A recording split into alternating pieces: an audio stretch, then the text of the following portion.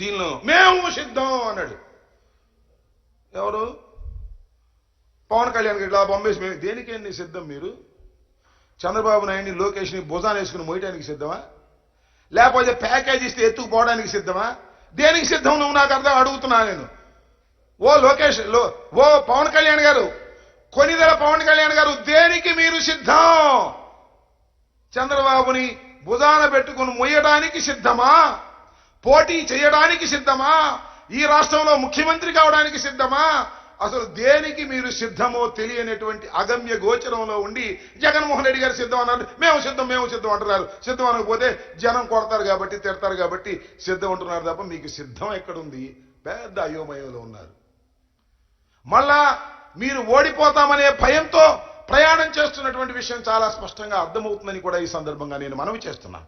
కాబట్టి చంద్రబాబు నాయుడు గారి సైన్యం ఈ రకంగా జగన్మోహన్ రెడ్డి గారి మీద బురదలేటటువంటి కార్యక్రమం చేయటమే కాకుండా ఇవాళ జగన్మోహన్ రెడ్డి గారిని ఓడిస్తామని ప్రగల్భాలు పలుకుతున్న మీకు నేను మనవి చేస్తున్నా. జగన్మోహన్ రెడ్డి గారు మొన్న సిద్ధం మీటింగ్లో చెప్పారు, కౌరవ సైన్యం మీది. జగన్మోహన్ రెడ్డి గారు అర్జునుడిలాగా ప్రవేశించబోతున్నాడు. అభిమన్యుడు కాదు.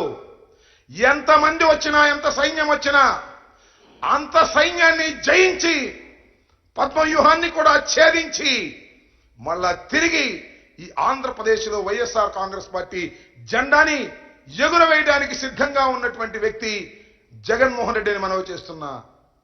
కారణం ఒక్కటే, 5 సంవత్సరాలు చిత్తశుద్ధిగా పరిపాలన చేశాం. చెప్పిన ప్రతి మాటను నిలబెట్టుకున్నాడు జగన్మోహన్ రెడ్డి గారు. ప్రతి వాగ్దానాన్ని అమలు చేశాడు జగన్మోహన్ రెడ్డి గారు. మేనిఫెస్టోని పట్టుకొని తీసి ఒక్కొక్క పాయింట్ని టిక్ చేసుకుంటూ పరిపాలన చేసినటువంటి గొప్ప ముఖ్యమంత్రి జగన్మోహన్ రెడ్డి గారు. మేనిఫెస్టోని దగా చేసి తగలేసిన దౌర్భాగ్యులు మీరు.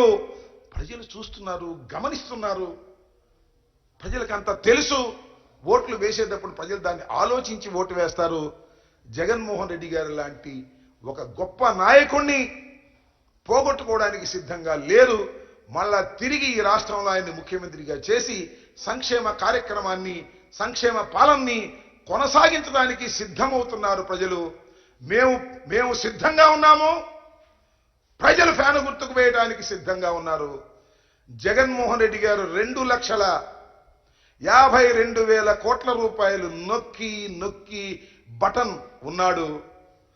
ప్రజలు మళ్ళా ఎన్నికలు వచ్చినప్పుడు ఫ్యాను గుర్తు మీద 2 సార్లు నొక్కి రుణం తీర్చుకోవడానికి వారు సిద్ధంగా ఉన్నారు.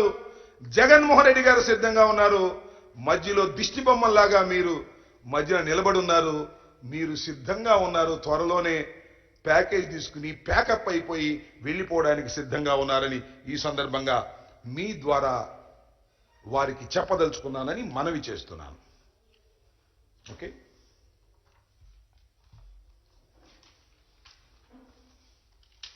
ఇంటి అడు చూస్తున్నారు.